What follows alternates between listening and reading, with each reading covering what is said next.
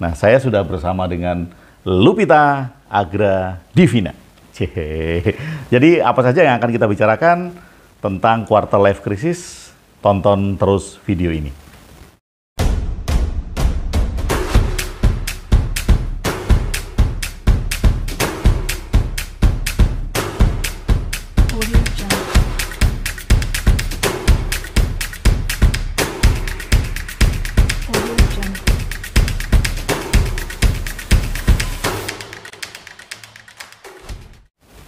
Nah, Lupi, kan kamu ngalamin masa dari SD, SMP, SMA, terus kuliah sekarang.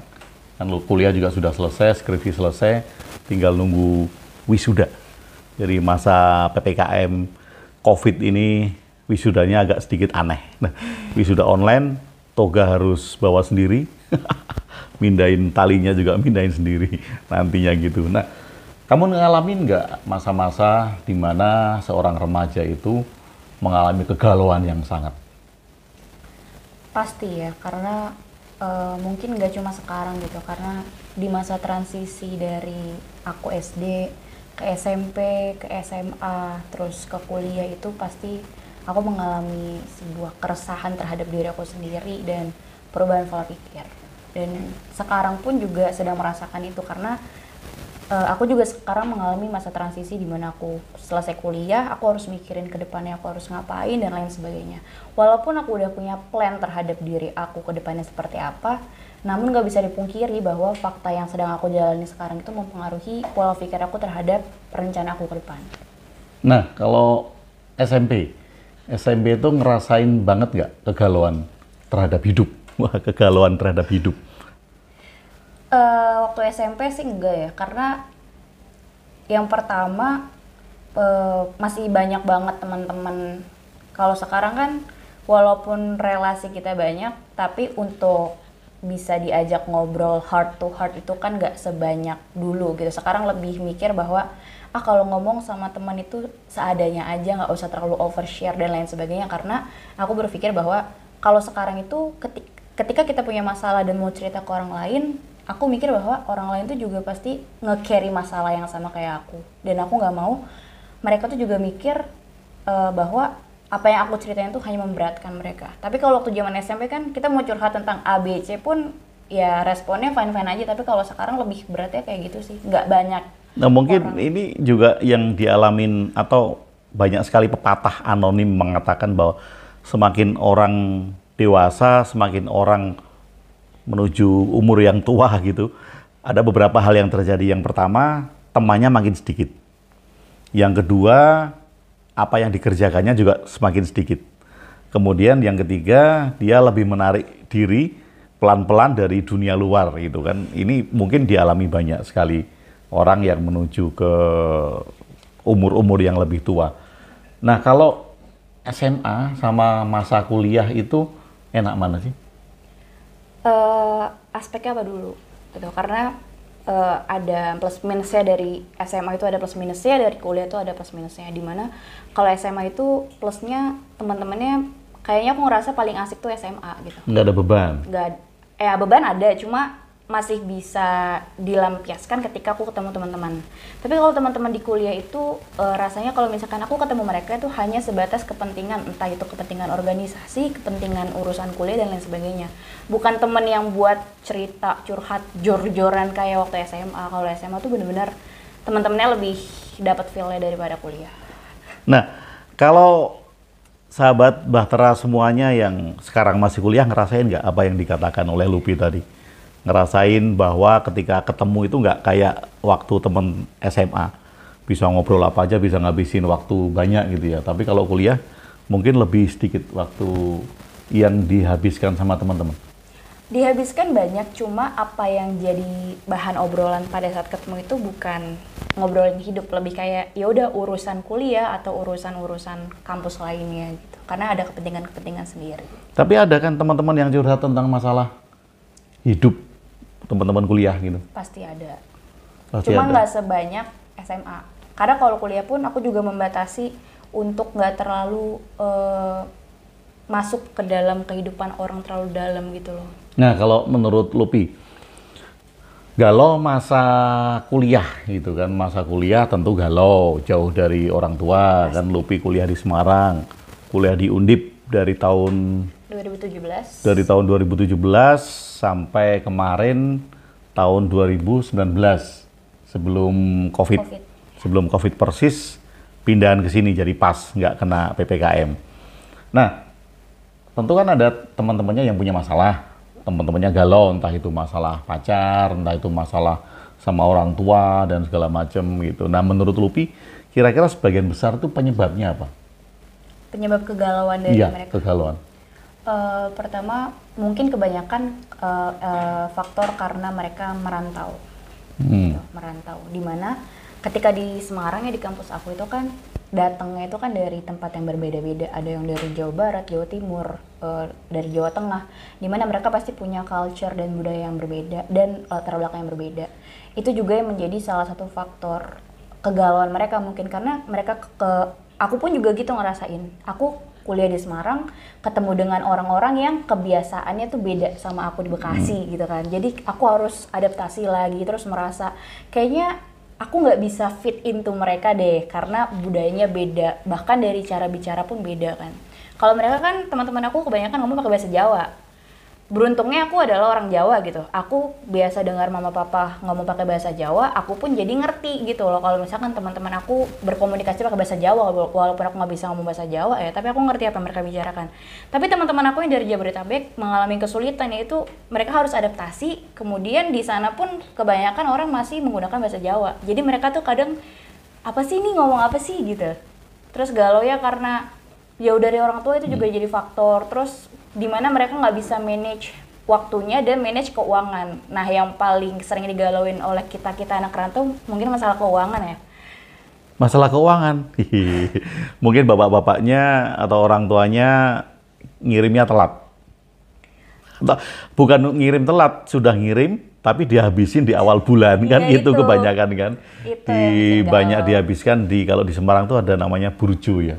Burjo. Warung buat Makan. apa? Buat makan, buat belajar juga. Kalau belajar nggak di burjo sih. Ya ada beberapa, cuma lebih ke makan karena memang nggak terlalu banyak ngeluarin uang kalau ke burjo. Nah, kalau Lupi pertama kali ke Semarang kan jauh dari papa mama, jauh dari orang tua. Nah, mungkin bisa jadi pelajaran buat yang sedang menyaksikan video dan nantinya akan merantau juga, akan jauh dari orang tua juga. Mengatasi kegalauan jauh dari orang tua bagaimana? Oke, itu salah satu hal yang berat yang mungkin papa juga tahu. Kalau awal-awal aku kuliah dulu sering telepon nangis, terus sering minta pulang. Belum ada 2 bulan ya, belum ada UTS, belum ada libur semester, aku udah minta pulang tiba-tiba di rumah gitu kan. Cara mengatasi kegalauan adalah homesick ya, kalau kita ngomong. Cara mengatasi homesick itu kita harus menemukan zona nyaman kita di sana gitu. Walaupun merantau itu bukan zona nyaman aku gitu, tapi mau nggak mau kan aku ada di zona yang saat itu, waktu itu. Jadi aku harus menemukan kenyamananku di luar zona nyaman aku sendiri gitu. Nah, teman-teman pengaruh nggak? Pengaruh sih. Harus pilih teman.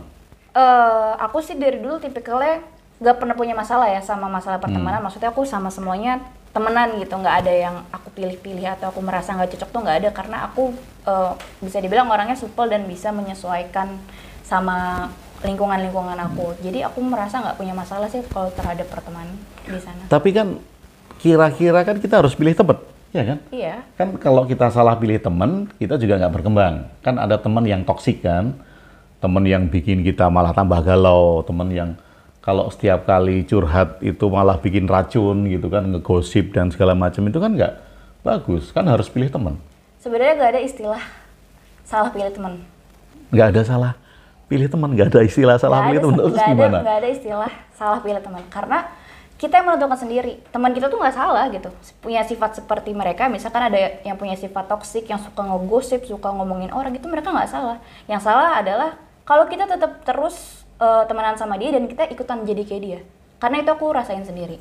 Aku punya teman-teman dari background yang berbeda. Ada yang misalkan suka minuman keras gitu dan segala macam. Ada yang suka ngerokok. Terus ada yang suka, ya pokoknya macam-macam latar belakang gitu. aku tetap temenan sama mereka, tapi aku membatasi diri aku dan mempunyai prinsip pada diriku sendiri gitu.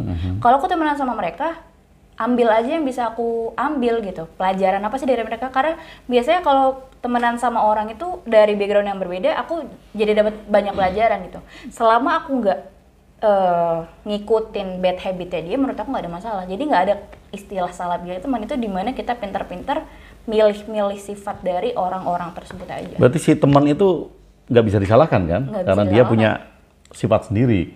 Memang sudah seperti itu gitu. Nah, mungkin bagi Anda yang jauh dari orang tua, yang mungkin orang tuanya nggak ngerti apa yang dilakuin kamu di tempat kos, di tempat jauh dari orang tua kan, kadang-kala kan banyak hal yang dicoba gitu kan, kayak ngerokok gitu. Nah, pernah nggak ngerokok?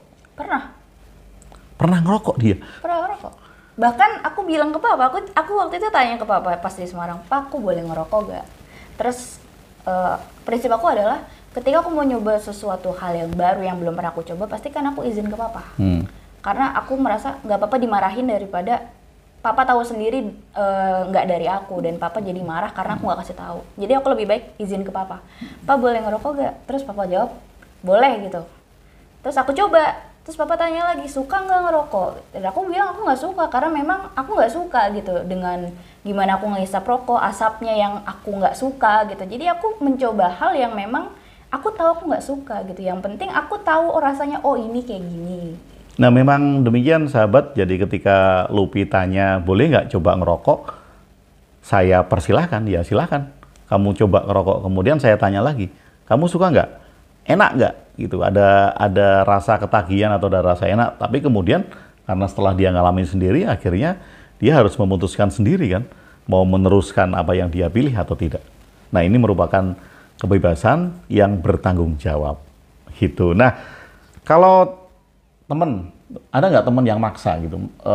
Artinya gini, kamu udah nggak suka sama dia karena tahu toksik gitu kan, walaupun nggak nyalain dia, mau jauhin dia, tapi dia maksa terus mau temenan terus gitu. Pernah ada, tapi sampai sekarang masih tetap temenan ya. Cuma aku mencoba bilang ke dia kalau ada sifat dia yang bikin aku nggak nyaman. Jadi balik lagi sebenarnya semuanya itu bisa dikomunikasikan. Ketika memang ada sifat dari seseorang yang bikin kita nggak nyaman, kalau misalkan kita bisa mengkomunikasikannya dengan baik, mungkin kita nggak perlu yang namanya memutus tali silaturahim. Jadi aku bisa ngomongin, aku nggak suka nih sama sifat kamu yang seperti ini gitu. Kalau nggak terima gimana? Terus marah? Itu hal yang wajar gitu kan. Karena kan kita manusia harus mencari bagaimana kita bisa menyampaikan pesan kepada lawan bicara kita dengan baik. Itu menjadi PR juga buat kita. Karena kalau kita ngomong ke orang A, ke orang B, ke orang C itu nggak bisa dengan cara yang sama. Pendekatannya, approach itu pasti berbeda. Aku ngomong ke teman aku yang A, nggak bisa aku samain dengan aku ngomong ke teman aku yang B. Jadi kita harus pintar-pintar baca sifat seseorang dan gimana memutuskan untuk berkomunikasi dengan dia dengan cara yang sesuai dengan sifatnya. Nah, mungkin ada yang tidak berani terus terang untuk bicara seperti ini tadi kepada temannya yang merasa bahwa itu adalah toksik. Karena ini adalah lingkungan dan tentu saja ada hal-hal atau orang-orang yang kita temui dan itu merupakan toksik bagi kita. Karena kita bicara tentang perkembangan diri kita.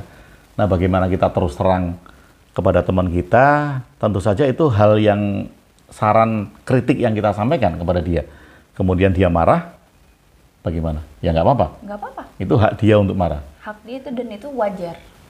Yang jelas kita sudah menyampaikan hal-hal yang baik untuk itu. Tapi dari situ juga kita ada upaya untuk cooling down. Misal kalau misalkan dia tersinggung atau marah dengan apa yang kita bicarakan, kita juga punya upaya untuk menjelaskan gitu supaya nggak ada salah paham. Jadi kemarahan-kemarahan tersebut kan hanya emosi yang dia lampiaskan gitu karena perasaannya yang sedang yang merasa ke-trigger oleh omongan aku. Ya kita harus berupaya untuk meluruskan itu supaya nggak ada kesalahpahaman antara aku dan dia. Nah, menarik. Ini adalah episode pertama kita bicara tentang quarter life crisis. Kita bicara tentang krisis-krisis atau masalah-masalah di masa paruh baya kepada generasi milenial. Nah, tentu saja nanti akan kita obrolkan hal-hal yang lebih banyak tentang hubungan antara manusia, pacaran gitu kan, bagaimana memilih pacar, atau bagaimana seorang pacar itu bisa mempengaruhi pasangannya gitu, atau hubungan dengan dosen, hubungan dengan mata pelajaran, pemilihan jurusan, kemudian bagaimana berpikir nanti akan bekerja seperti apa, walaupun sekarang Lupi juga sudah berpikir juga mencari kerja, tetapi kemarin ada beberapa hal yang sudah bisa menghasilkan uang, seperti contohnya apa kemarin? Jadi transcriber, kemudian nulis-nulis ya, tulis-tulis biasa dikirim, kasih uang nggak seberapa, cuma bisa buat tambah-tambah uang jajan. Buat tambah-tambah uang jajan. Transcriber itu Transkrip verbatim dari sebuah wawancara, aku transkrip semua. bukan translate ya? Bukan transkrip. Transkrip bukan translate. Yap. Banyak hal yang akan kita bicarakan di episode selanjutnya tentang quarter life crisis. Ini baru permulaan perbincangan saya dengan Lupita. Sampai ketemu lagi. Terima kasih sudah bersama saya Gong WB di Ruang Diri. Salam cinta dan bahagia.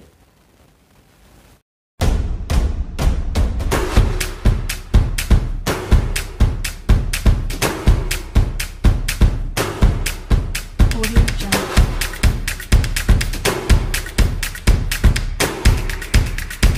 Audio Jungle.